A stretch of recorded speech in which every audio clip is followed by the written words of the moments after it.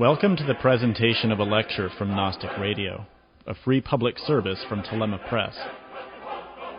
Gnostic Radio broadcasts free lectures from the Gnostic tradition of Samael Aun Weor. Each lecture explores another aspect of this timeless and sacred knowledge.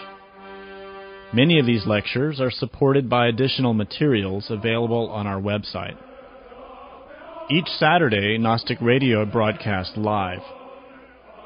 The live lecture is accompanied by an anonymous chat session, allowing listeners to read additional explanations related to the lecture and providing an opportunity to ask questions of the speaker. All of the efforts of Telema Press, including this lecture, are made possible by the financial support of listeners like you. Help us to help humanity by making a donation. Telema Press is a non-profit corporation. Donations are tax-deductible. For more information, visit our website at gnosticteachings.org. Now, with heartfelt wishes for the end of suffering for all creatures, we begin the lecture. May all beings be happy.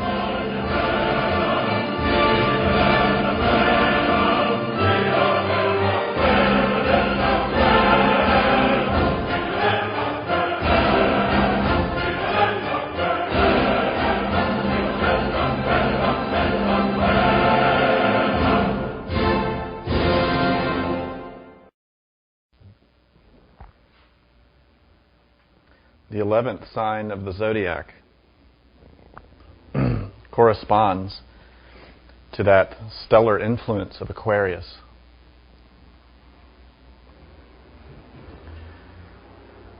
The symbol of Aquarius, the icon,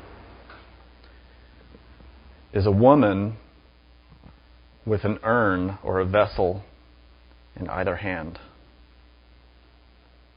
carefully mixing the liquid between these two vessels. The same icon, the same image, is visible in the 14th arcanum of the Tarot, which we call temperance.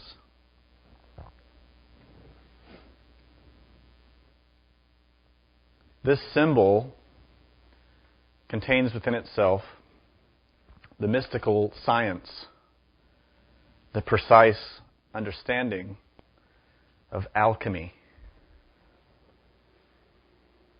Alchemy, of course, is a term that directly translated means the chemistry of God.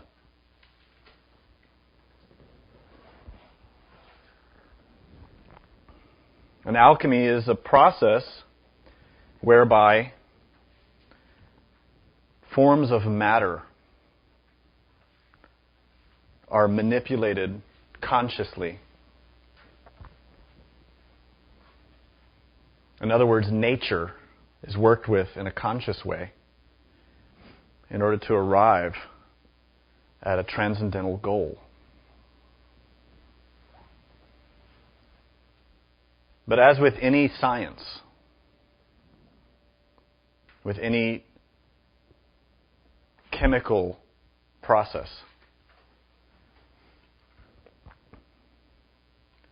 will is the determining factor.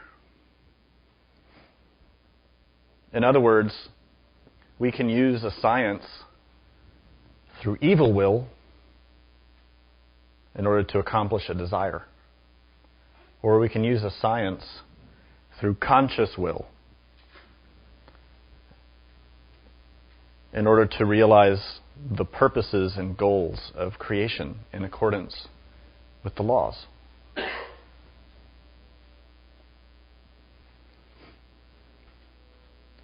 If we analyze the name Aquarius,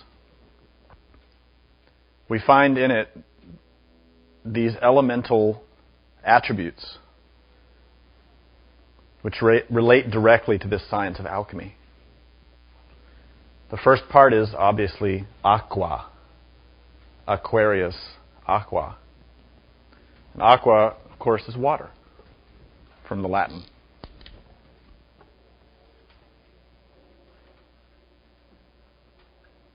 and Arius, or air.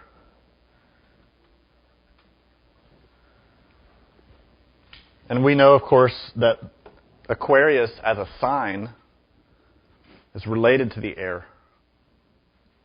Each of the zodiacal signs is related to an element. And that element provides a foundational influence in the way that that constellation or zodiacal sign can influence the psyche. Air, of course, is related to the mind, related to the eagle, to the mind which can reach lofty heights. The air, the mind, related to thought, to intellect, and of course to buddhi, the spiritual soul. Aqua, or water, is of course related to Yasod. The water figures significantly in all religions. In particular, it would be a worthwhile endeavor to spend a little time analyzing the appearances of water in the Bible. And you'll discover that there is a great number of miracles and magical works in the Bible, all of which are related to water. If we looked simply at the Gospels, we would discover that a vast number of the miracles of Jesus were accomplished by means of water. And this is no accident. It is symbolic. And the water that performs the magic is the water that is being mixed between the two urns in the 14th Arcanum. It is the water of Aquarius. Jesus talks about the water of life, which springs up in the belly, which is, of course, if you've studied any kind of Chinese medicine, then you've heard of the Tantien, the ocean of qi, which is, of course, related with the lower abdomen. This is symbolic of sexual energy. The sexual energy, the sexual forces, are accumulated and polarized through the sexual organs,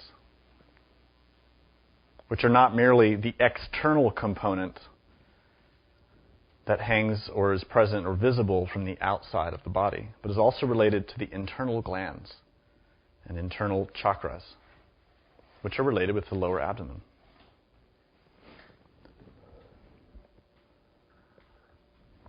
So the water and the air, or in other words, the water and the Spirit.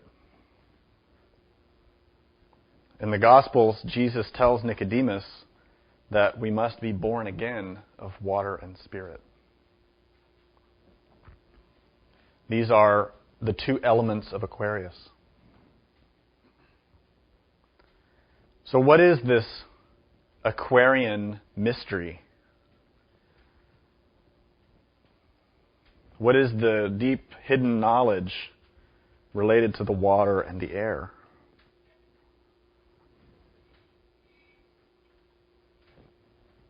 Some of you may have heard that very recently we as a race, as a planet, entered into a new age, a new era of development. Different groups calculate the passing into this new age in different ways. But all agree that within the last few decades, we entered into a new era, the age of Aquarius. And in Gnosis, we assign that transition to February 1962. February 4th, 1962. This transition was the movement out of the age of Pisces, which we'll study in the next lecture, and into the age of Aquarius, which is the age that we're in now. And as you can easily perceive, since the year 1962, humanity has undergone a tremendous change. Beginning with that period of time, the early 1960s, there was a huge shift in our psychological environment.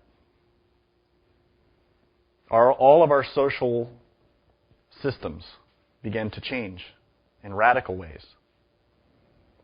We witnessed huge upsets in the balance of power between man and woman.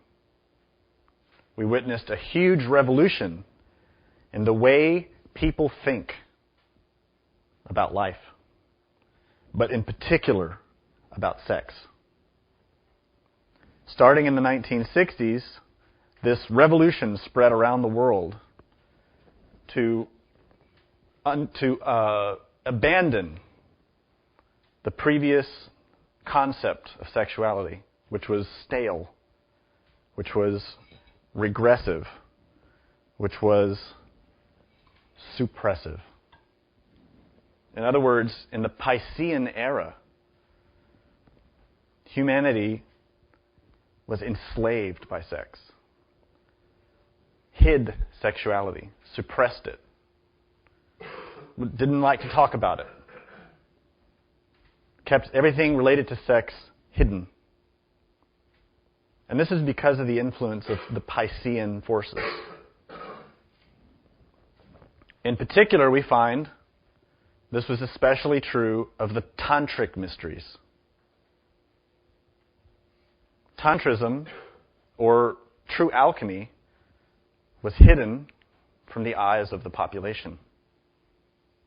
And it was only in the years leading up to the dawning of the Aquarian Age that tantric mysteries began to be revealed in open fashion.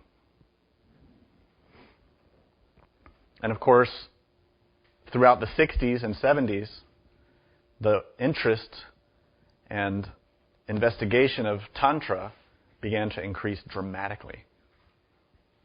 Until nowadays, there's a vast number of people who've heard of Tantrism and always equate it with sexuality. But unfortunately, the understanding of Tantrism in these times is corrupt.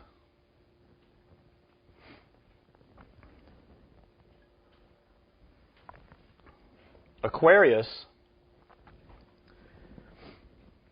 is the bringer of knowledge. So when we entered into the Aquarian Age, we entered into a time within which humanity is due to receive knowledge, science. And in a very superficial form, we can see that reflected in the arrival of what people are calling the information age, which is this time when in our economics and in our social systems, we've shifted away from a materialistic basis for our economic health. And the shift now is on an information basis, or knowledge, wisdom, understanding, learning. This is a very superficial reflection of the influence of the Aquarian era. The heart of the Aquarian influence is in esoteric knowledge.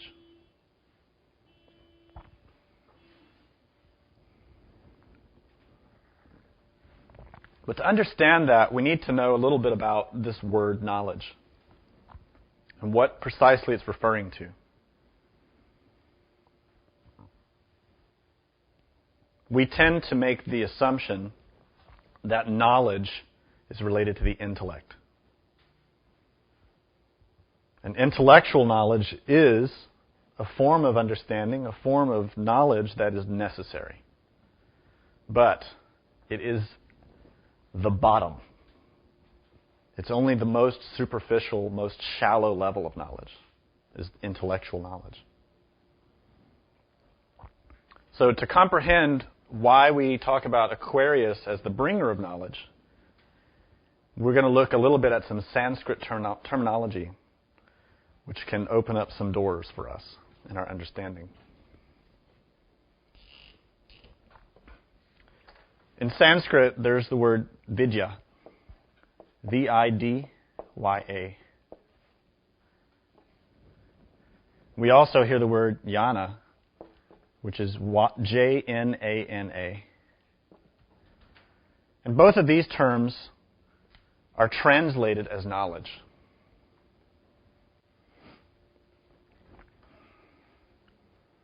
Vidya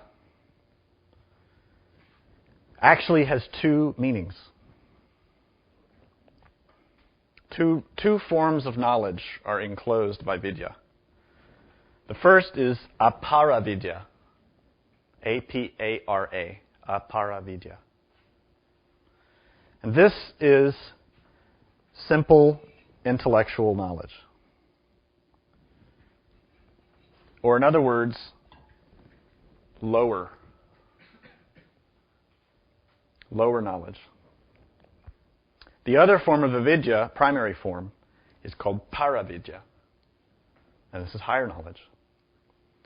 But paravidya is intuitive, experiential knowledge. So in the understanding of two forms of vidya, we see immediately the two forms of Kabbalah. The Master Samael pointed out very clearly that there are two kinds of Kabbalists.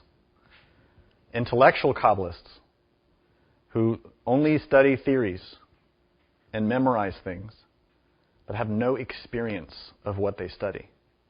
And these would be people who are gathering aparavidya, which is intellectual understanding, intellectual knowledge. But the second kind of Kabbalist follows after paravidya, which is intuitive spiritual experience. In other words, they directly experience the truths of the tree of life. They have penetrated consciously into the experience of the Kabbalah.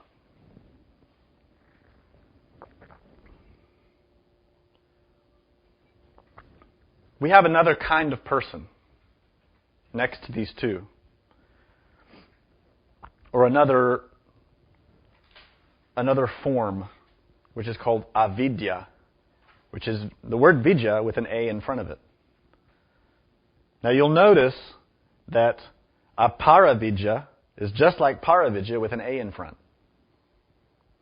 And avidya is vidya with an A in front. The A means without. So avidya is without knowledge. In other words, without experience. Even without intellectual understanding. And in both Hinduism and Buddhism, they say the source of all suffering is avidya, ignorance. To ignore. Ignore is an I with G-N-O. G-N-O from gnosis. E, without. Just like the A in avidya.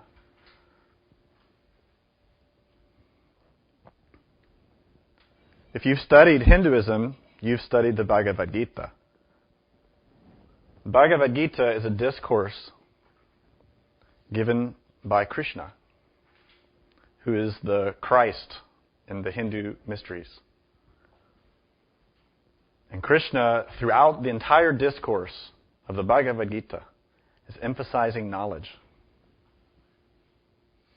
But he clearly differentiates two forms of knowledge.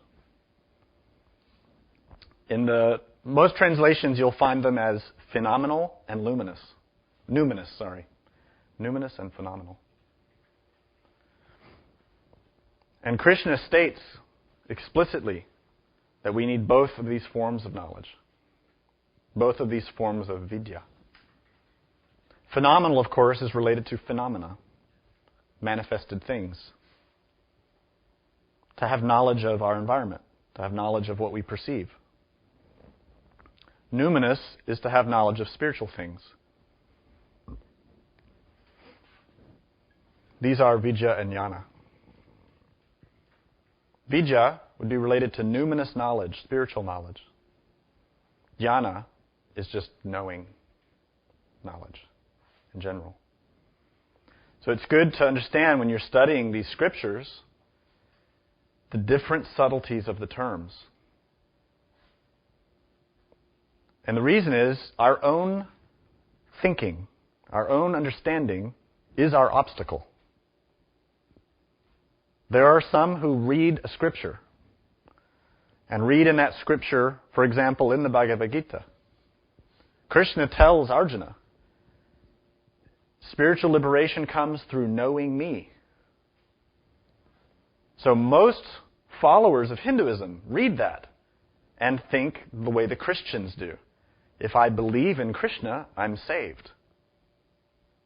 This is false. This is not what Krishna is saying. Krishna is saying, by knowing me. This is not belief. This is experiential, conscious. Many of us have a hard time conceiving of that idea, that you could actually know Krishna personally. But that is the point of real religion. To know for oneself. To converse with the prophets, with the gods. To talk to them. To get answers from them. To get guidance. This is the purpose of religious studies, really. It's not just to stuff our heads with concepts. That is the lowest form of knowledge, intellectual. And that is aparavidya, which is low knowledge. It's related to spiritual things, but it's stuck in the intellect. We need paravidya, experiential knowledge. Knowledge of the wisdom of the gods through our own direct experience. And to have acquired that consciously, not by reading, but by doing it. That is why we call this science gnosis. Gnosis means knowledge. But it isn't knowledge from books. And it also is not knowledge by association. In other words, in the Christian traditions, nowadays, there is this prevalent belief that if you believe, then you're saved. And the same exists in Buddhism and Hinduism and other religions. There are followers and practitioners who simply think that if they believe in that religion, if they follow their priest, then they are saved. Believe it or not, there are people in the Gnostic tradition who are the same.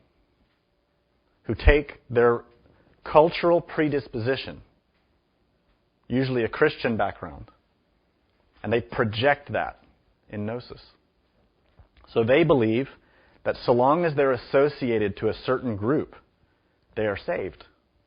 And this is false. This is exactly why Samael Aun Weor emphasized to not follow anyone except your own being. And the reason is that our ego seeks security, wants safety, wants to feel safe by being associated with someone else or some group or some school. So there are students who attach themselves to an instructor and have the belief that because this instructor is supposedly very elevated or very advanced or very awake, that the student will be saved merely by cause of association. This is not true. We are saved by our works. We are saved by our consciousness, by the one who's in us, by knowing our own inner God, not by knowing anyone outside, not by associating with any school. The one who saves is the Christ, and He is within. This is the emphasis of the Bhagavad Gita. The Gita says this throughout the book. But in particular, if we study in chapter 7,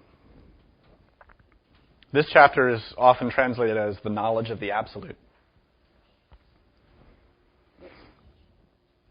And this is where that famous quote comes from, where Krishna says, "Out of many thousands among men, one may endeavor for perfection.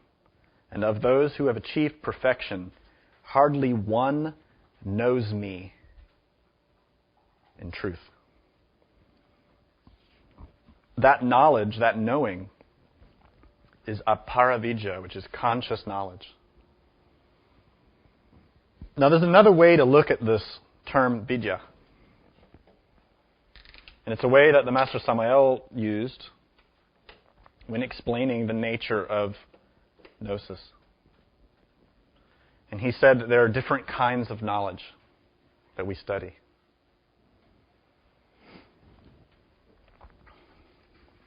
Of course, we know that mysticism, religion, comes in many forms. But when we analyze them, we find that they all pretty much contain the same things, just organized a little differently with maybe some different terms.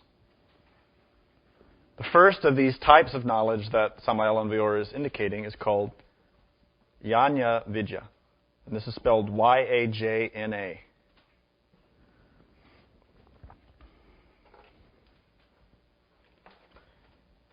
Jnana Vidya is defined as certain types of rituals which are performed in order to awaken powers, to awaken latent capacities within. The second one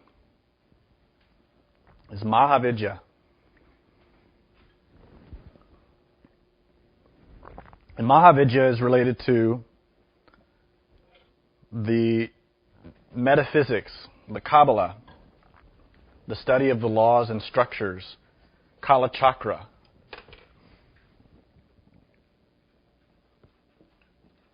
Maha means great. And the third is Gupta Vidya. And Gupta Vidya is related to the use of sound, mantra, recitation, prayer.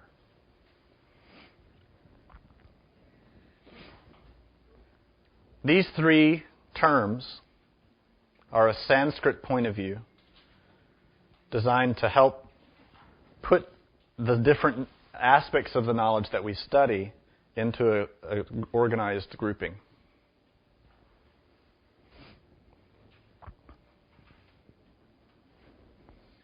What's interesting to note is this. Jnana Vidya is related to certain kinds of rituals. The term yajna means sacrifice. So when we read in the Bible or we study ancient religions and we read about sacrifices that priests perform,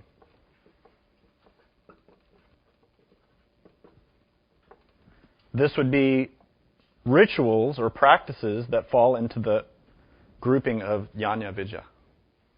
And the purpose of these practices is to gather energy.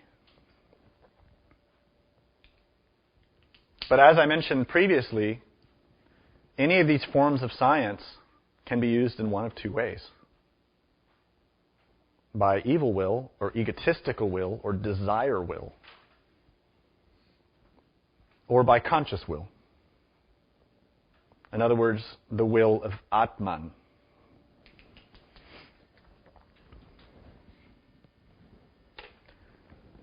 Atman in Sanskrit is a term that's used to refer to the self.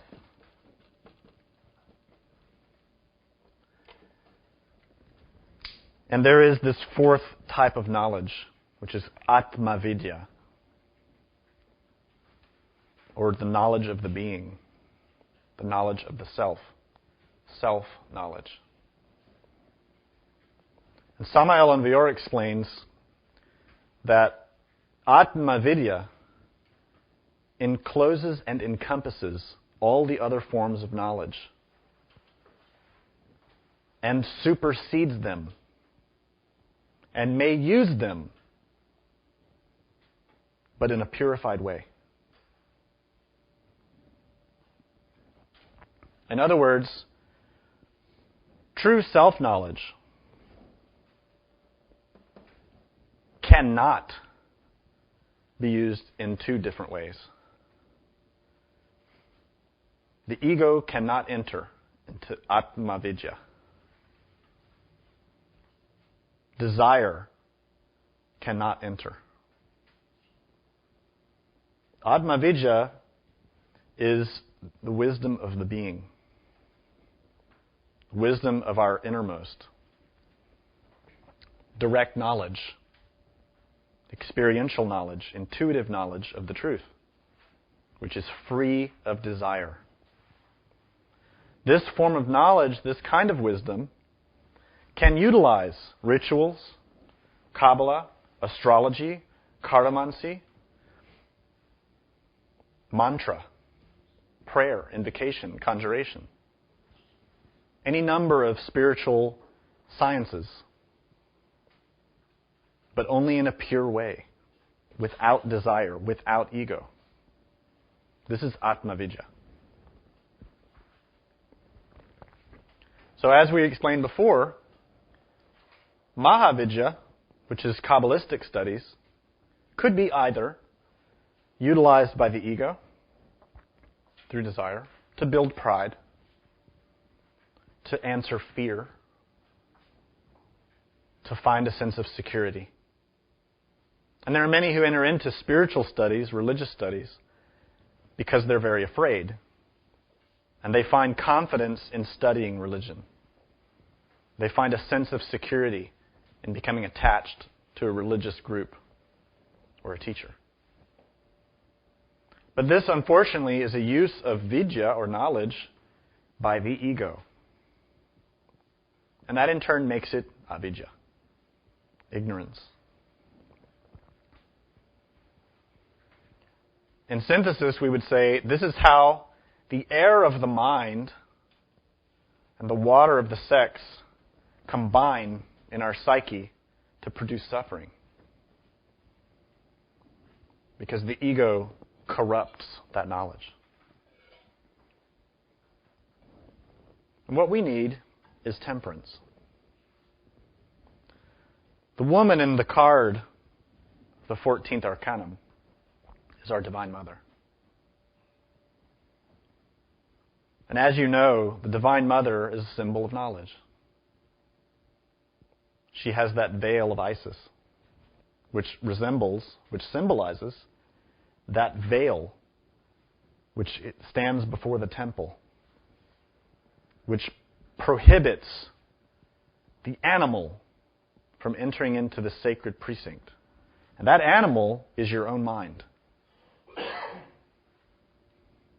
The animal mind has to be sacrificed. This is real Jnana Vidya. This is ahamkara. This is the sacrifice of the I. This is how you arrive at Atma Vidya, which is knowledge of the being. Because to enter Atma Vidya, or that superlative knowledge, the ego cannot be present. So that ego has to be sacrificed.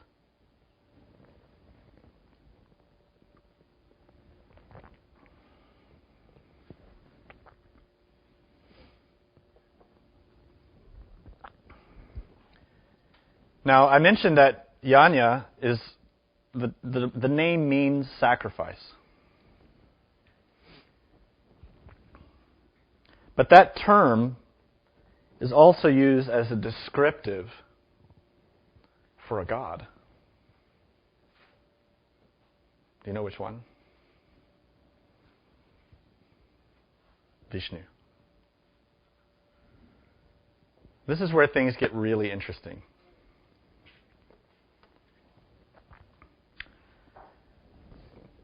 In Gnosis, we study this tree of life. And at the top of the tree of life, we have 3 spheres. This is called the supramonad, or the supernal triangle. These three are one. They symbolize the triunity, or the Trinity, which is the basis of every religion. In Christianity, we call them Father, Son, and Holy Spirit. In Kabbalah, they are called Keter, Chokmah, and Binah. So the second one in Hebrew is called Chokmah. In Gnosticism, this is the second logos. In Hinduism, these are Brahma, Vishnu, and Shiva. So the second one is Vishnu. Yanya is a name for Vishnu.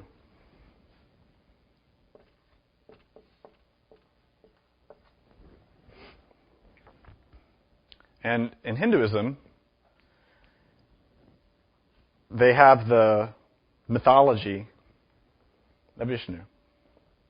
And this mythology presents in stories how Vishnu, as this very elevated God, due to his compassion, will manifest himself into the world in order to teach Vidya, to teach his knowledge. Krishna is one of his incarnations. Rama is one of his incarnations. Jesus, Buddha, these are all incarnations of Vishnu. Avatars, in other words. But his name, Vishnu, begins with VI.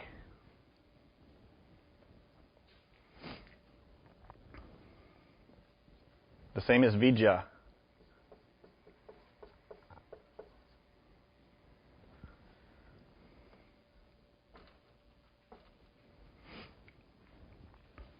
The same as wisdom, Visdom.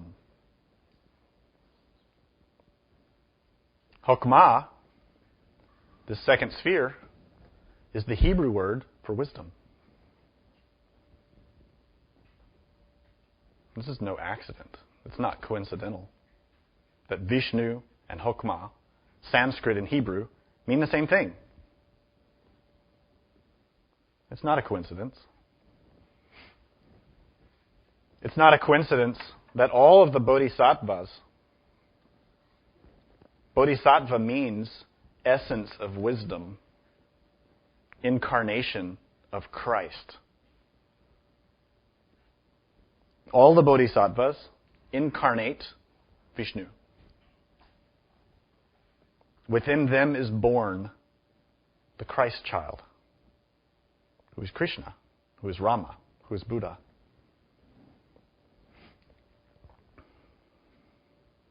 And the name of that birth, the name of that force, the essence of that intelligence is sacrifice, yajna.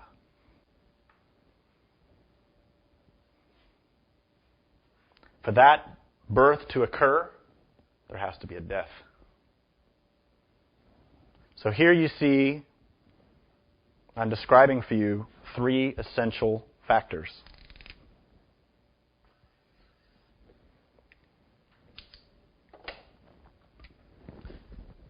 Birth, death, and sacrifice.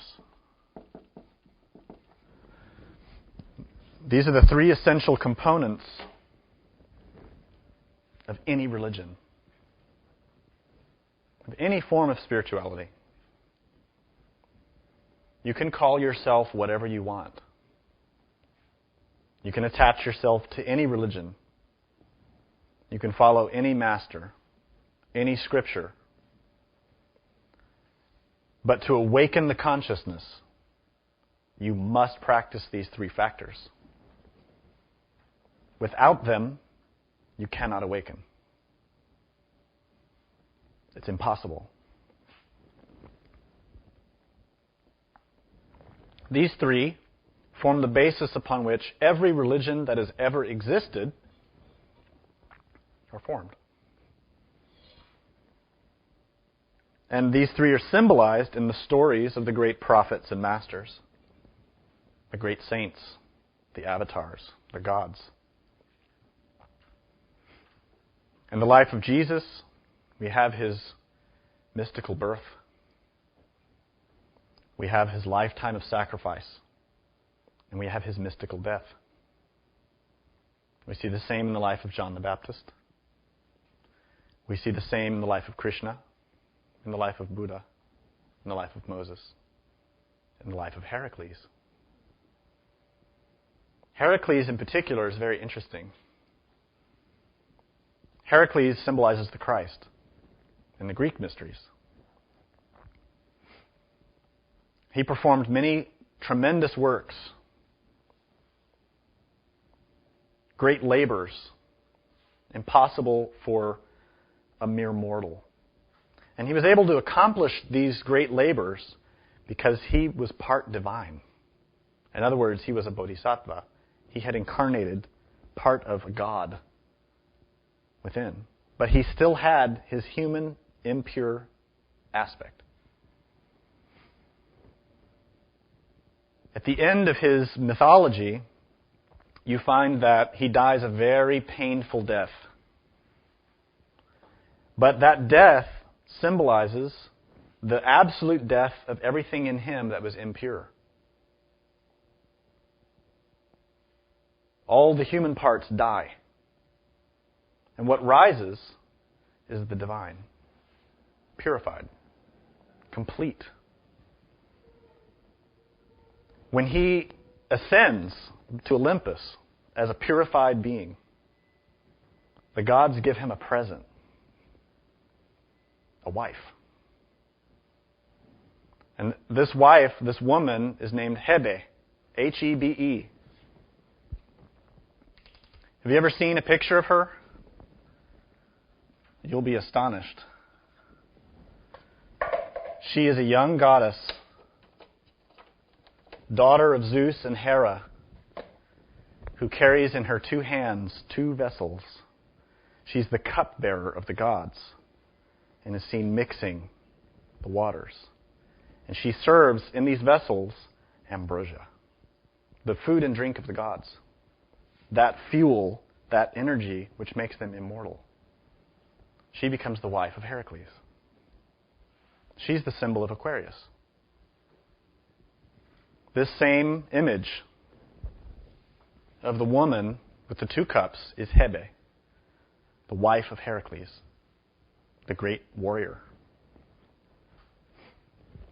What this indicates to us is that by following in the footsteps of the great masters, learning how to accomplish the factors of birth and death and sacrifice, we arrive at the union of our pure element, our pure psyche, the pure consciousness. The union of that with Hebe in us, who is that divine feminine force who provides immortality, perfection.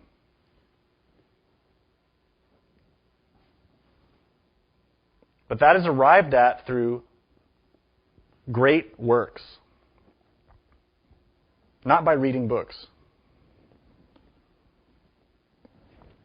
Heracles didn't sit around and read books. Neither did Krishna.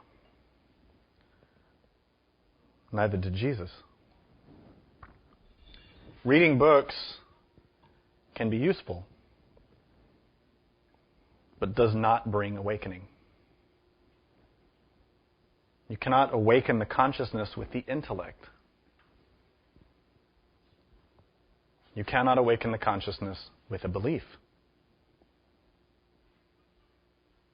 You can't awaken it with a ritual. You can't awaken it with a mantra, with Kabbalah. You awaken it by using it. And all of these things help, but they don't do it on their own. You can utilize all the mantras you want as part of Gupta Vidya, which many practitioners of Hinduism and Buddhism do. In Buddhism, you'll often hear that the beginners are given practices to perform 100,000 recitations of a given mantra. And so they set to it. There may be some benefit from that in different ways, but it does not awaken consciousness. You'll find that Buddhists and Hindus alike place a great value on hundreds of thousands of recitations of mantras, or doing prostrations, or doing circumambulations, walking around sacred sites.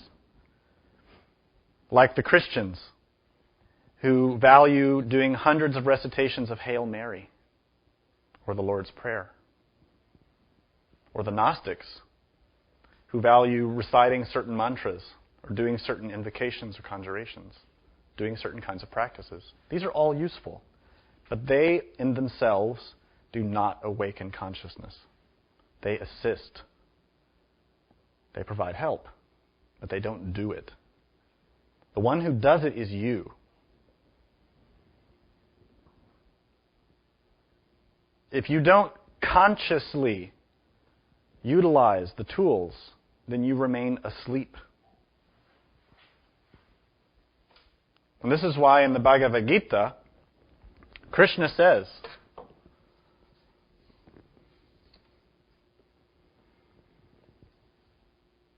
"Now hear how by practicing yoga in full consciousness of me, with mind attached to me, you can know me in full, free of doubt." In full consciousness. Not in belief. Conscious. To be conscious of something is to perceive it. When you're unconscious, you are not perceiving. It's very simple, but often overlooked. How many practitioners of religion do all of these great efforts with rituals, with mantras, with study, with pranayamas, with meditation, practicing meditation for hours and hours, but without consciousness of it? This is a tragedy. All of these practices, all of these scriptures are given only to assist the individual effort to awaken consciousness. And to awaken consciousness is something you do right now, not later. It's not something you think, I'm going to meditate later to awaken, or I'll do these mantras later. That's good. You should do those practices. They will help you. But they on their own cannot awaken you. Awakening is in each moment, to be awake, to perceive consciously, to be aware. This is where Atma Vidya is born, in the moment.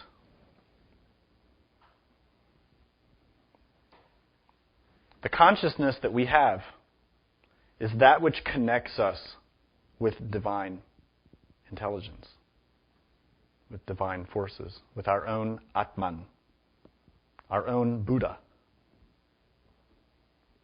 That self is not a self in the sense of a guy on a throne somewhere. It is consciousness.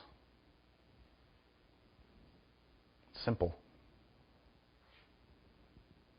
If you study the Bhagavad Gita, you see that Krishna states that explicitly. Atma is consciousness. Not someone on a throne. Not a superior I. Not a me that's better than me. Consciousness. all pervading, all present, all perceiving. And this is what the Buddha was indicating when he said there is no independently existing self. To point out for the Hindus, for the Brahmins, the idea of self you have is false. That you have some superior I in another plane of consciousness who is your real self. We have a real self. We have Atman, we have a spirit. But that sense of self is consciousness, which is selfless. Our real being has no I. It sounds contradictory.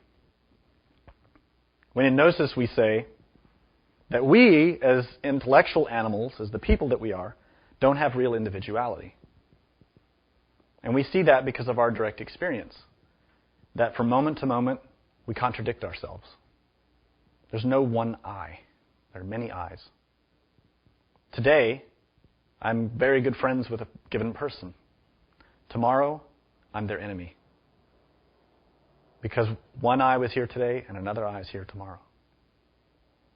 These are samskaras. These are aggregates. These I's are individual egos which have no organization, no continuity. Chaos within our psyche. These are the 100 brothers that the Pandava have to kill in the Mahabharata. Those legions of eyes. We, in one moment, feel happy, and the next we feel angry. In one moment we feel good, and the next we feel depressed. There are individual elements, aspects, psychological components which rise and pass, that utilize us to express themselves, to get energy. We call these eyes. And they work in us through our psychological centers. Sometimes they work through the intellect, through our thoughts. Sometimes they work through our emotional center, through feelings. Sometimes through the motor center, through our mechanical habits.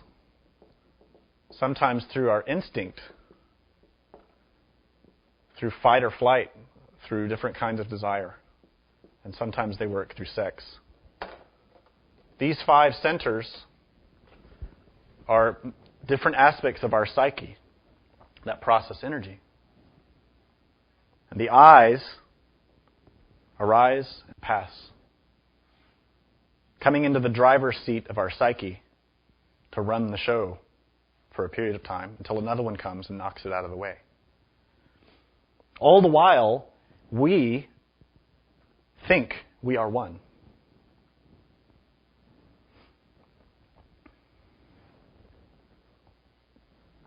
But who is this I? Who is myself? If the basis of realization is self-knowledge, we have to investigate this. How is the knowledge of our true self arrived at if we ignore the self that we are now? Absolute self-knowledge is knowledge of oneself in every level. The Master Samael says that the one who achieves this becomes the perfect 9, which is related to the 9th arcanum of the Tarot, but refers directly to having perfect knowledge of oneself in all the 18 spheres of the Tree of Life. 9 related to the heavens, 9 related to the hells. In this moment we begin by being conscious. By being conscious of what we do, by being conscious of what we think, of what we feel. And in this way, we analyze our psyche. Always watchful. You notice how in the Bible and in the Hinduism, they say the self is the watcher. That's because real self is consciousness, who is always watching. But when we're asleep, when we're being mechanical, we forget that real self. So the watcher is not active. This is why we enter into suffering. Remaining conscious, watching our 5 centers, we start to gather knowledge of who we really are. We observe when we feel irritated. We watch that irritation to find out what thoughts are associated with that. What feelings are associated with that irritation? What sensations? Where is that irritation coming from? What does it want? This is not something that's done in a day or a week. This is a lifetime. To know oneself in every detail. By knowing oneself in detail, we learn to discriminate. And this is where we start to exercise will. Normally, the way we are now, desires come and go throughout our 5 centers. We have a desire to learn about these kinds of things, to study mysticism, to study religion. But do we know where that desire comes from? Do we know what's attached to that? What that desire expects? We have to investigate that. To know what is our motivation. Not to theorize about it. Not to have ideas about it. To perceive it. To find experientially what's driving the different elements that arise in our psyche. This kind of analysis is not in the intellect. There are some groups who try to analyze the psyche by developing diagrams, by developing a sophisticated outline of the psychological structure that we have. So they'll map out pride and anger and lust and fear and come up with a very beautiful image, a very beautiful idea about that. What we have to grasp, however, is that the I is inconstant, inconsistent. The I, each I, will work in accordance with circumstances. And circumstances always change. In other words, if you've developed an intellectual concept of the structure of your ego, that can cause you to be blind to what the ego is actually doing. Because you will see it through your filter. In the same way that when you go home today and you go to your bathroom, you don't really see your bathroom. Because you've seen it so many times that you now have a picture of it in your mind and you don't see the actual place anymore. You don't really see it. You see a mental projection. And if you don't believe that, then why do you lose your keys? Why do you lose things and then find them in a very obvious place, right in front of you? Or you don't see something that you're looking for, which is right there. And it's because your own mind is projecting an illusion that it has made. We do this constantly. This is Maya, illusion. It's self-projected. Therefore, it is of little value to develop for oneself an intellectual structure of your own ego. It is of ultimate value to constantly observe the ego. Because the ego changes according to circumstances. The way your pride will come out today is rooted in the circumstances that you're in. And tomorrow, you'll be in different circumstances. And that pride will do something different. If you're looking for it to do the same thing, you'll miss it. You won't see it. And you'll remain asleep. But the knowledge of the self, the knowledge of what is arising in our own psyche, is essential.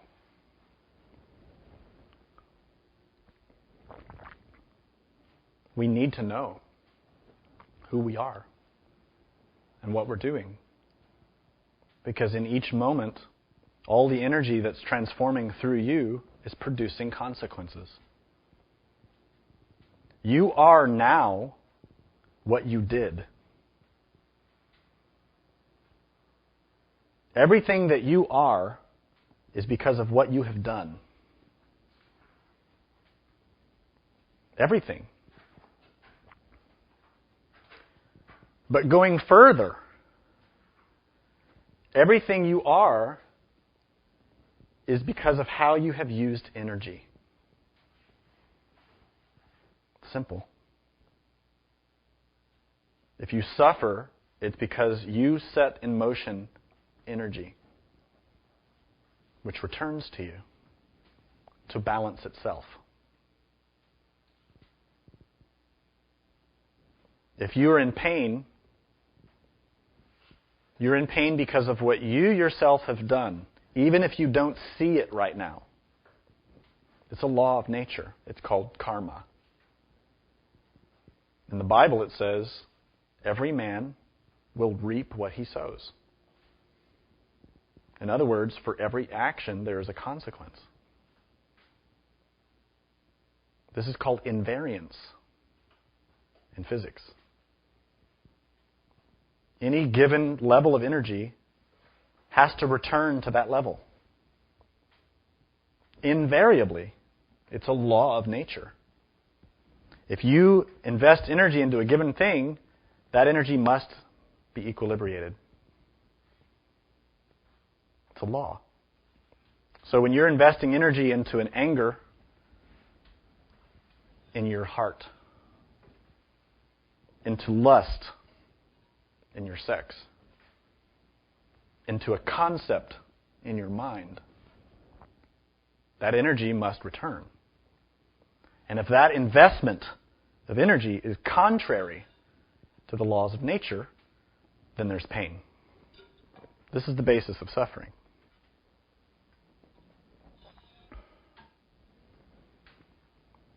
By knowing ourselves, by acquiring vidya of our own self, we can change how we use energy because we can apply conscious will. A will that knows better. A will that can distinguish and discriminate between right and wrong. That is the entrance into Atma Vidya. Atma being the real self. By knowing how to behave in the right way in each moment, we start to know our own real self. Because that real self knows. It is conscious knowledge. It is conscious knowing of right and wrong. The arrival and the ultimate sense to that self-knowledge comes through the application of these three factors. In very simple terms, we put it this way. We need birth. That birth comes in levels. We need first the birth of the soul. we need to create the soul. We also need death. We need the death of the ego. And we need sacrifice. We need to work on behalf of others, to help others.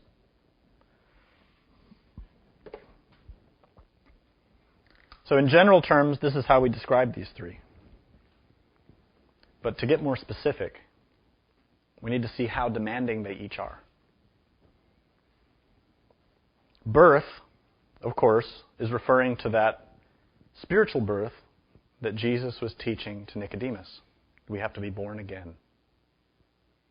And he states, that which is born of flesh is flesh. But that's not the kind of birth we need. That's the first birth, which we already have.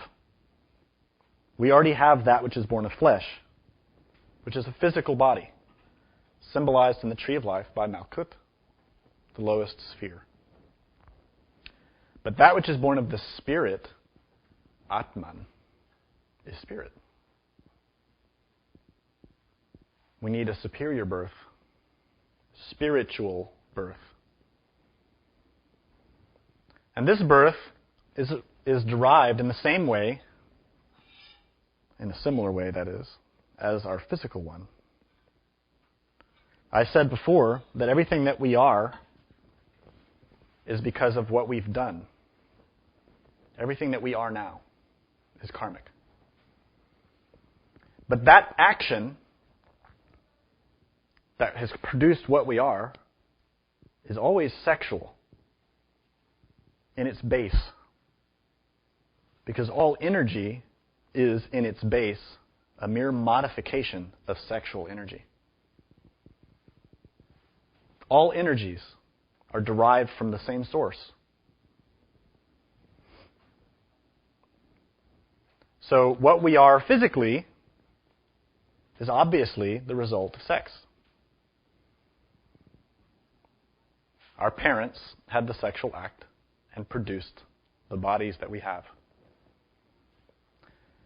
But to have a spiritual birth requires the same sexual cooperation.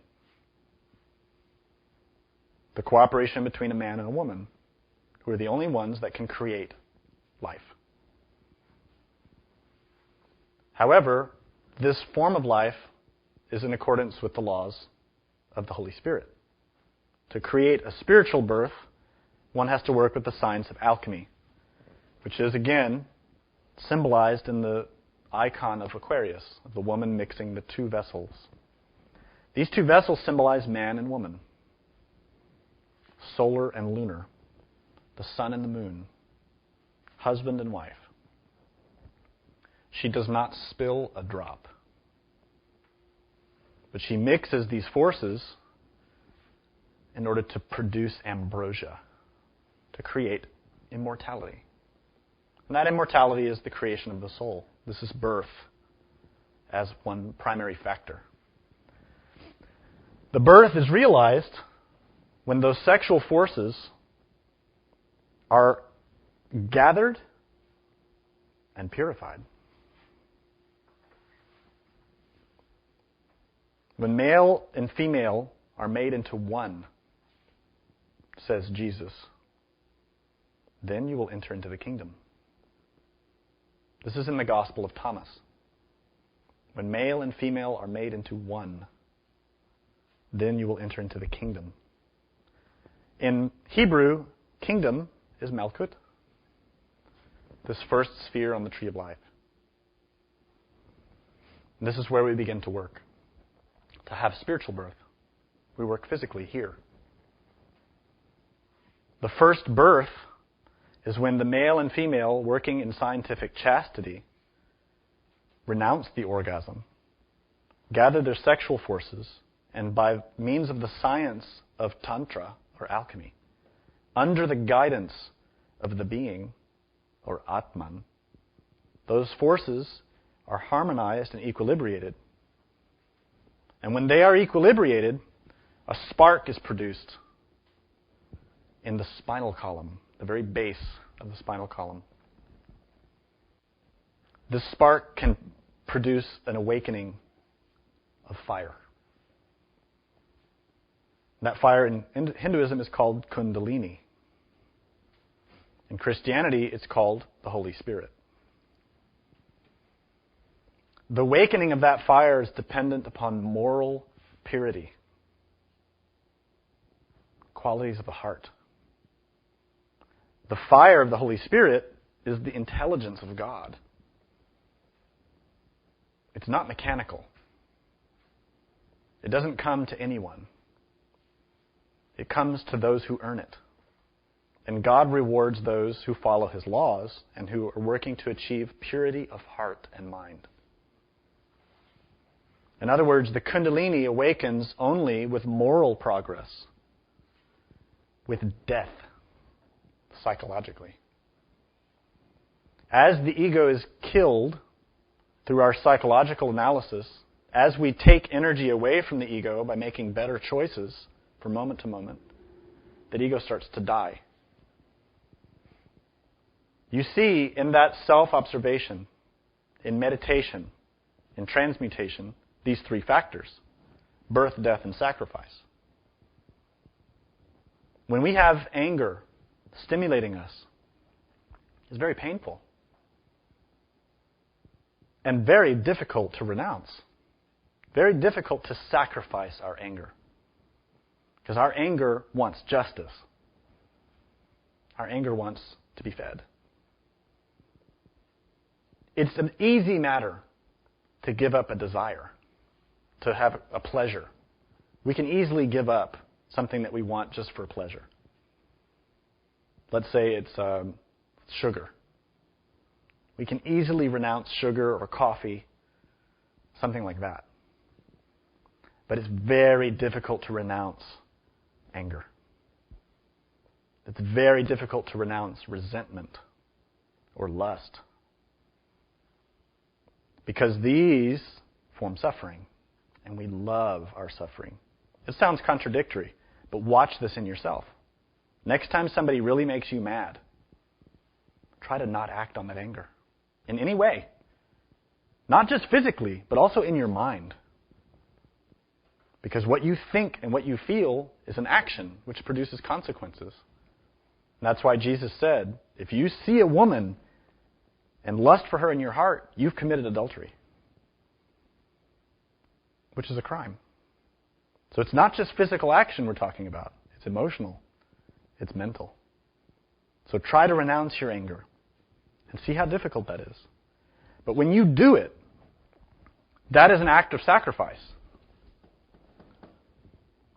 A beautiful act of sacrifice. When you renounce and do not feed your own ego, your own desire. And in that sacrifice, there is a little death. There's a step towards death. Because that ego is not getting its food. But as you know, if you stop feeding the animal gets very angry. And it will fight you. It will demand to be fed. This is why the very beginning stages of learning to save the sexual energy are so hard for the beginner. Because the animal ego of lust is very hungry and very fat and used to getting all the food at once. So when you stop feeding it, when you stop feeding your lust, when you start trying to transmute the energy, it feels like a battle of life and death. It's very difficult. But you have to remain strong. And take it moment by moment, fighting against that desire. The process of death begins there. That ego starts to become weak. Eventually, transmutation is easy. Physically, anyway. It becomes natural because it is the natural function of the body. But in that moment, birth is also happening. When you stop empowering the ego, you're taking those energies that are in you and beginning to put them into your consciousness. That begins birth. So you see the three factors just in self-observing: birth, death, and sacrifice. But those three factors applied from moment to moment are what empower and open the doors for the awakening of the Kundalini. And that awakening in itself is another octave of birth and death and sacrifice. In this case, each vertebra of the spinal column that we want to bring the fire up requires ordeals, tests, challenges for our own psyche. And each one of those requires the three factors. In every ordeal, in every test, in every challenge that we are given, we have to remember the three factors and look to accomplish them. The ordeals come from difficulties in life, difficulties in our relationships, difficulties at work, at school, with our family, in all the aspects of life. We have to be prepared in every moment, recalling and using the three factors. Looking at yourself and saying, what am I giving energy to? In my thinking, in my feeling, and in my actions. And by doing that kind of retrospection of oneself, analysis of oneself, you can more easily perceive the ordeals and more easily overcome them. We fail when we become identified with a desire. When someone is opposed to us, maybe making fun of us, talking badly about us, when we become identified with our image, with looking bad, with being embarrassed, with being angry, we're failing that ordeal because those egos are being fed. When we, on the other hand, are understanding that pride is an ego, shame is an ego, resentment is an ego, and the being we have is perfect. We recall and remember our own God. Why do we need the approval of others? Why do we need to care if someone praises us or blames us? We can be the same. Whether we're attacked or loved, we can be the same one. And with that kind of psychological equilibrium, we gain progress in the advancement of the Kundalini. So the Kundalini has to be awakened first in the physical body. This produces a psychological change. This produces benefits for the consciousness. It provides extra help, forces which can assist us. But we have to advance. We then work on the second serpent of Kundalini related to the ethereal body, the vital body. If you've studied Buddhism, you've seen how the Buddha is often represented with 7 serpents over his head. These 7 serpents symbolize these first 7 initiations of major mysteries, which are related to these first 7 spheres on the tree of life. These are the initiations of fire. They're related to raising the serpents of the Kundalini in each of our bodies. The physical body, the ethereal body, the astral body, the mental body, the causal body, the Buddhic body, and the Atmic body. Each body is a body of flesh. Each one is matter. Each one is real. But only one of them is physical, which is this one, the physical body. As we are now, that's the only body that we have that we can work with consciously. We need to become conscious here and now. Become awake as a consciousness. By creating the bodies of the soul, we start to awaken consciousness in different ways, different levels. But there's no guarantee. There's nothing easy here. What I mean by that is, you can work in the process of the birth of the soul. You can be self-observing and self-remembering and be working on your ego in the physical world. You can reach the third degree, the third initiation of major mysteries, and create the astral body. That does not mean that you're awake in the astral plane. That's all. It means you have created the body, but that does not mean you're awake there. That body gives the capacity to travel awakened, but it doesn't give you the gift to be awakened there. This is a distinction that has to be grasped. It's easy to assume, when studying this science, that as soon as you've created the astral body, you will be 100% awake in the astral plane. This is not true. You become 100% awake in the astral plane when you awaken your consciousness there. You can do that without the astral body. Right now, we have the Kamarupa. We have the body of desires, which is a lunar body that we use in the astral plane. When we're dreaming, we're using that body. When we lie down to sleep physically and we start to dream, we're traveling in our own body of desires. But this is a lunar mechanical body, which is basically constituted of the ego. We can have out-of-body experiences, lucid dreaming, conscious awakened experiences in the astral plane with that lunar body. Awakening the consciousness is not equivalent to creating the soul. Creating the soul is creating the soul. It's creating vessels, vehicles. But to utilize them, you have to be awake. Do you see the distinction?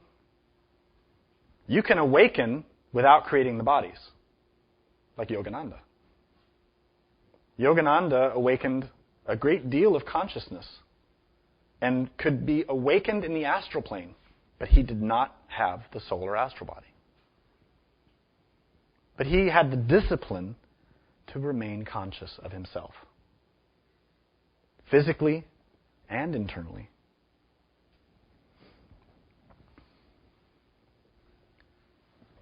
These initiations of major mysteries are processes by which the sexual forces are utilized, the initiate is tested, and the soul is created. The soul is a vessel, a vehicle. That vehicle is utilized in order for us to gather deeper self-knowledge. But that self-knowledge comes through awakening consciousness. So don't assume that creating the bodies is going to save you. It doesn't. It gives you extra tools. In the same way that learning mantras doesn't save you. It just gives you extra tools.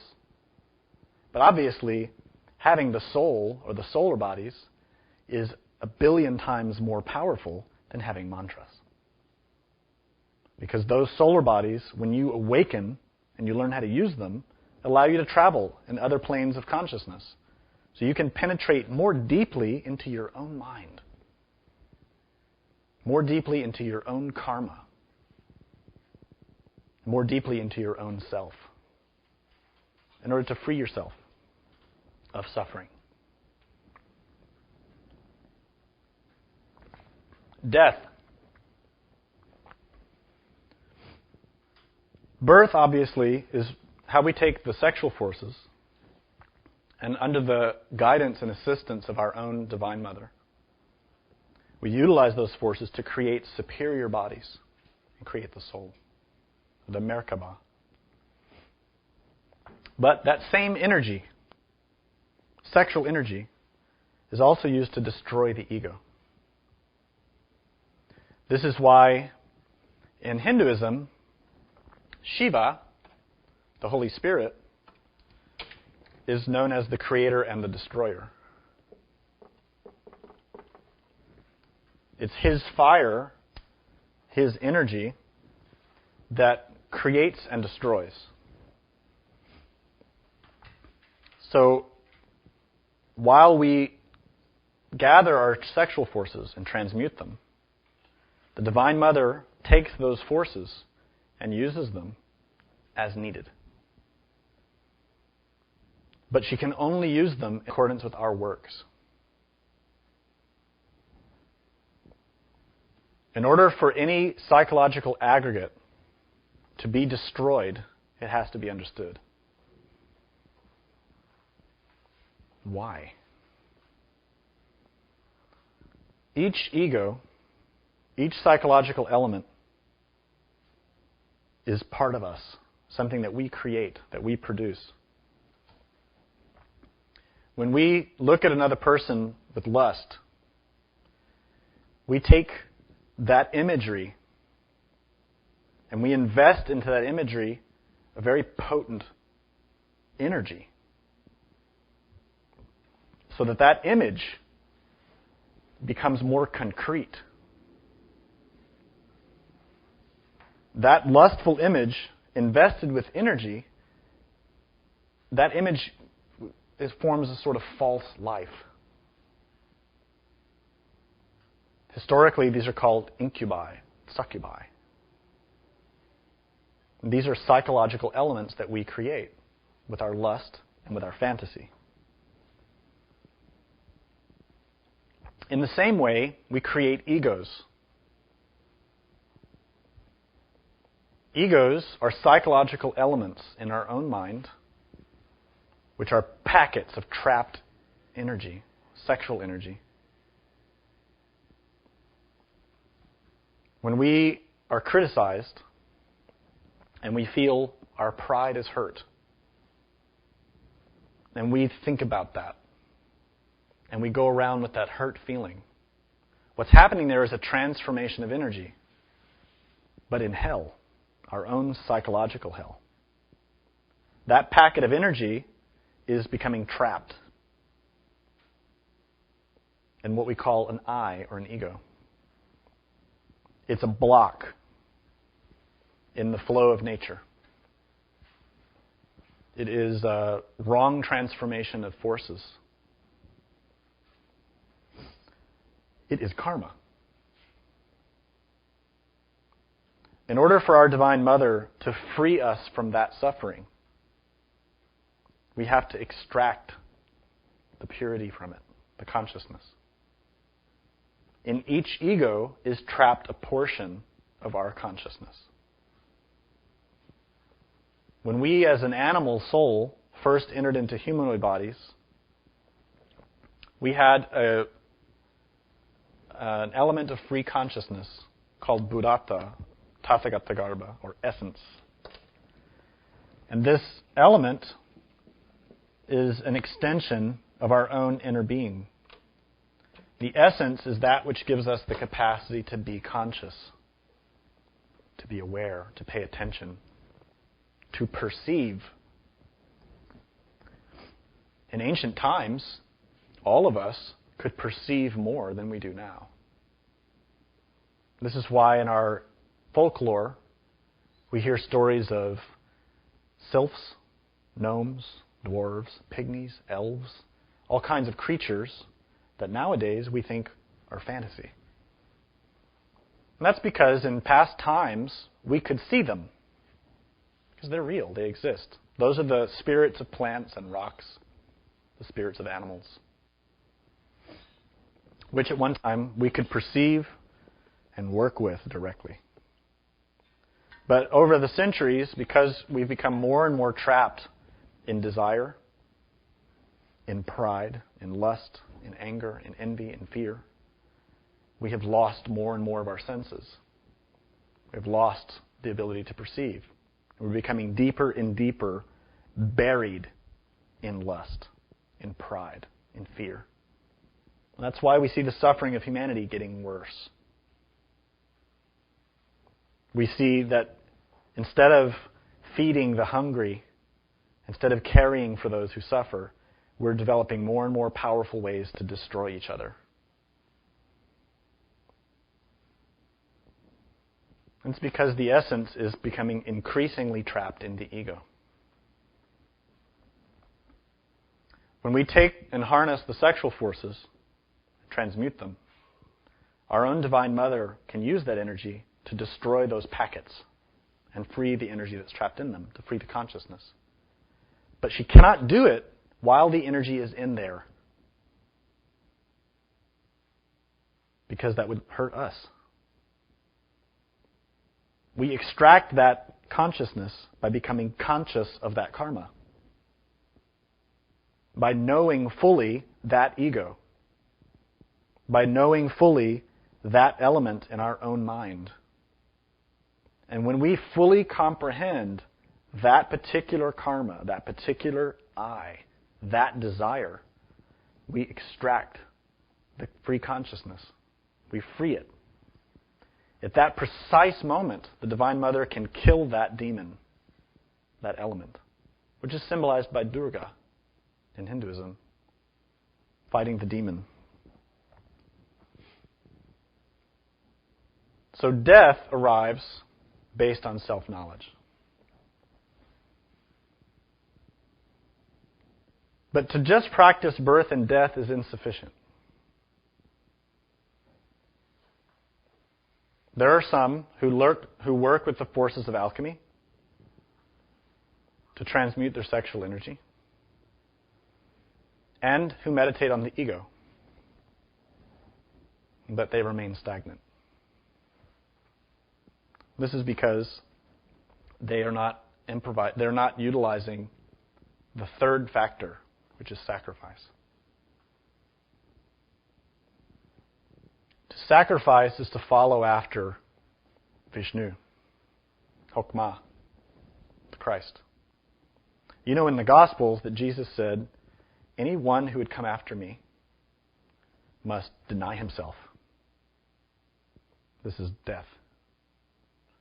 Must take up his cross.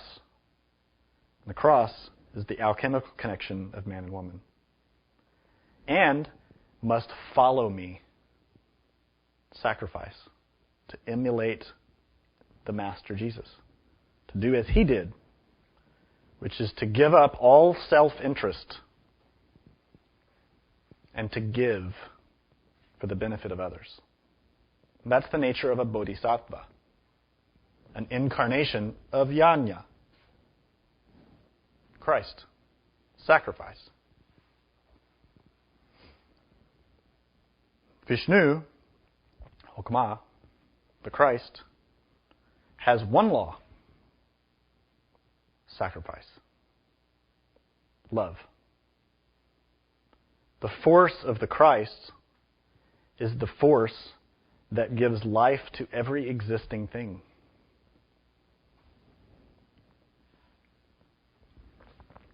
Without Christic energy, existence is not possible.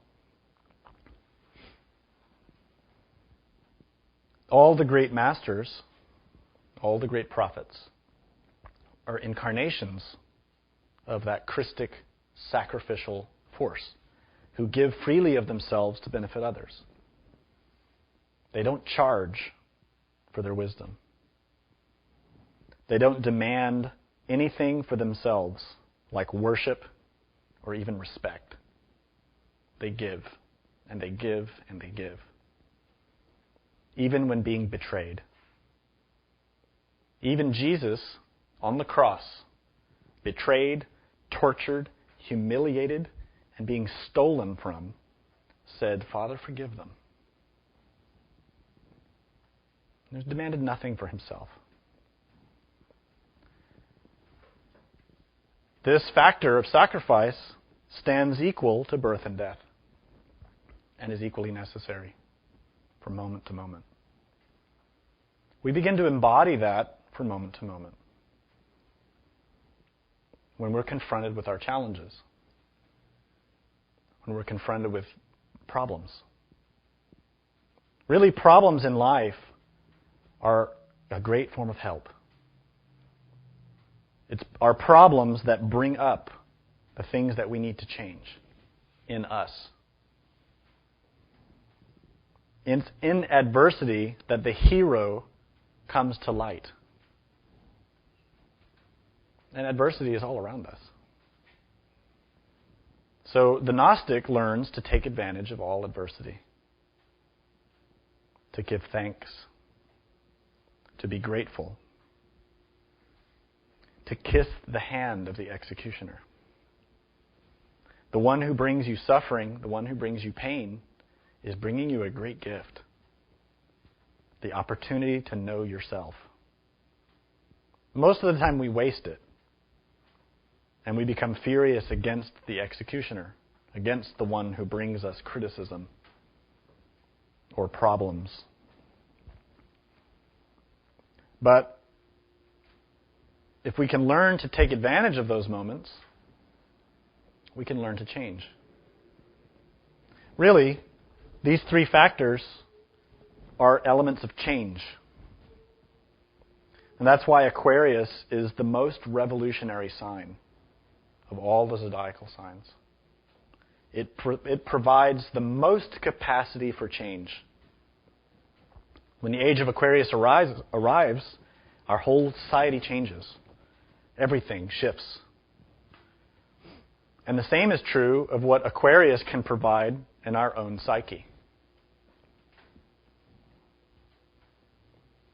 if we take advantage of it. We're in the Aquarian age. So that influence is very strong. Unfortunately, most people receive that influence and only use it to feed the ego. This is why when the age of Aquarius arose, we saw such a proliferation of degenerated sexuality. Beginning in the 60s is when it became very strong and is growing. As the Aquarian age deepens and becomes stronger, as the Piscean age is moving away, we see sexual degeneration becoming more and more prevalent. And all you have to do is watch the news to see it. All you have to do is look at your friends and look to see how commonplace now degenerate sexual practices are becoming, which 30, 40 years ago would have been unheard of. And that's the influence of Aquarius, which is providing the potential to revolutionize our sexuality. Why is that? Aquarius is governed by two planets, Saturn and Uranus. Saturn, of course, as you know, is the planet related with death. Uranus is the planet related with sex.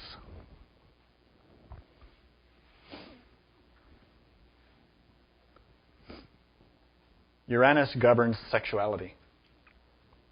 That name comes from the Greek and refers to the sky.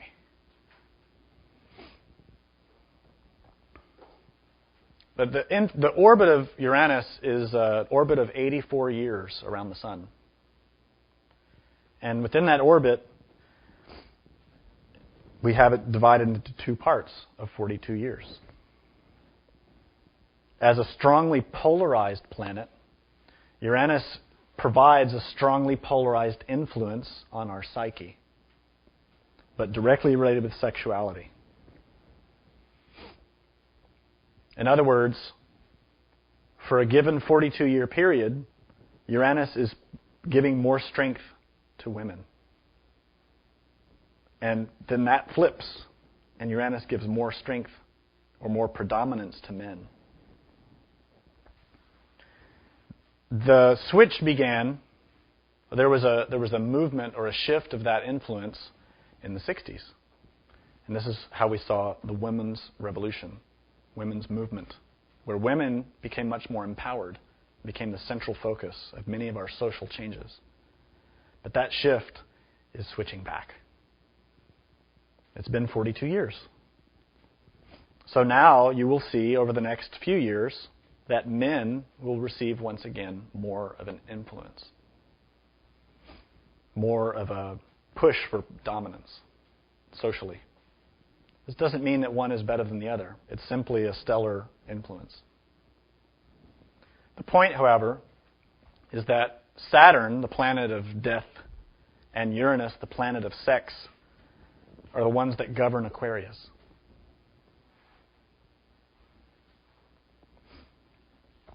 In other words, when we misuse the sexual forces, when we misuse the energies that are flowing through Aquarius to humanity now, What kind of death are we producing? When the sexual energy under Aquarius is misused and is combined with Saturn, what is dying? What are we killing? What form of death is being produced? For the Gnostic, for the spiritual warrior, this provides a tremendous energy to destroy the ego, to kill desire, and to come to know the truths of life and death, to come to know the gods directly. But for the one who receives those forces mechanically through the ego, it produces a tremendous energy to kill the soul, to kill the consciousness. Thus, you see how our society and our culture is pushing for degenerated sexuality, is grasping after it desperately, is trying to degenerate, is trying to spread the doctrine of infrasexuality, impure sexuality, fornication and adultery, abuse, and all kinds of variations on ways of misusing the forces of the Holy Spirit. And we see then widespread suffering, growing suffering.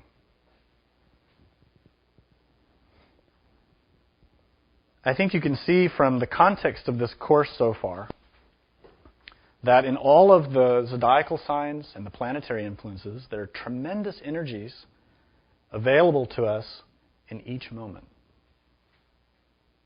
that we use, but we use them unconsciously. And the purpose of our studies is to become conscious, to make the unconscious conscious, to bring light into our own darkness. And as such, we are in the position of receiving a lot of help. Partly because, having entered the age of Aquarius, the doors to esoteric knowledge have been thrown open. Because humanity is sharply degenerating on a very sharp curve downwards, all of the great compassionate Buddhas said, open the doors. Humanity is doomed. Humanity cannot return from the edge of the abyss. So open the doors for the esoteric knowledge for those who want it. And give them the esoteric knowledge freely for any who want it. And for those who don't, fine. We respect that. And we'll see them all when they come out of the second death after a few thousand years in the abyss. And for those who do want it, we will help them. We'll help them by giving them ordeals and giving them more knowledge in order to overcome those ordeals. So the knowledge is being presented freely, openly, for the first time in the history of this planet, the history of this race. So we have this great opportunity to take advantage of the three factors of birth, death, and sacrifice in ourselves and awaken. Those three factors, harmonized and balanced in each moment, produce the awakening of the consciousness. This is why I stated in the beginning, you can do all the rituals you want, you can learn all the Kabbalah you want, you can learn all the mantras you want related to those other forms of vidya. And that's fine, they help. But they don't awaken consciousness. The three factors do.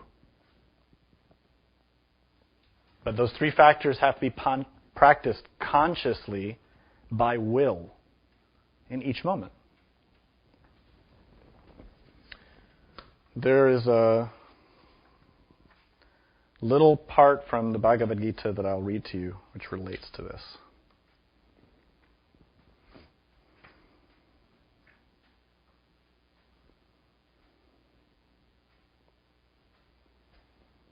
In chapter 7 of the Bhagavad Gita.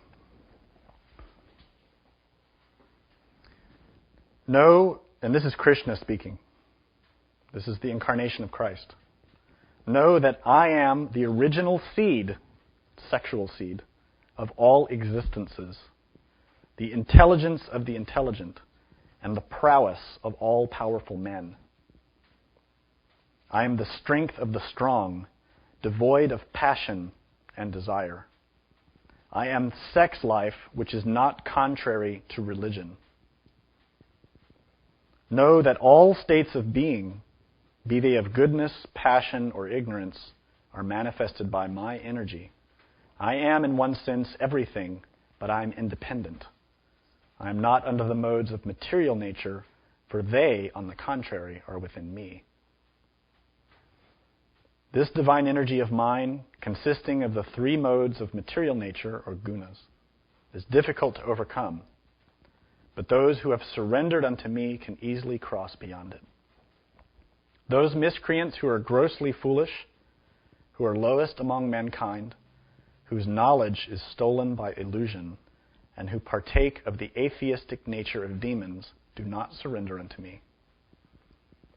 O best among Bharatas, 4 kinds of pious men begin to render devotional service unto me: the distressed, the desirer of wealth, the inquisitive, and he who is searching for knowledge of the Absolute.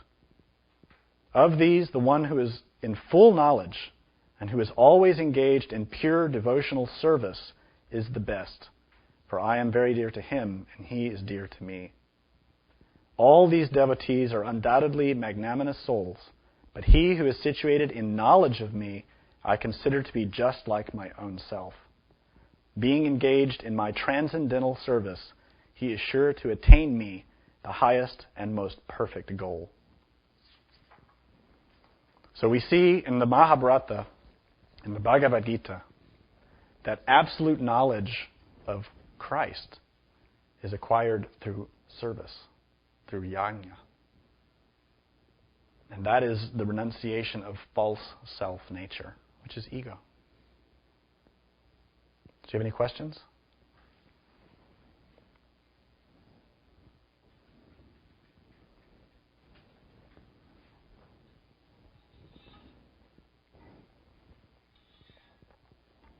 No? Okay. Today is the 11th of 12 lectures. So next week, the lecture on Pisces will close this course, and I look forward to seeing you all there.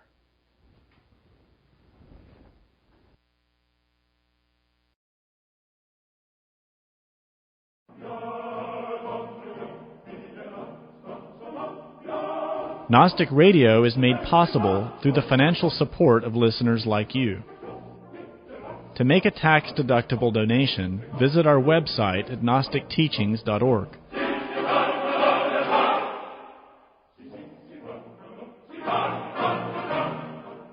For questions about this or other lectures, we invite you to participate in the free discussion forum at gnosticteachings.org.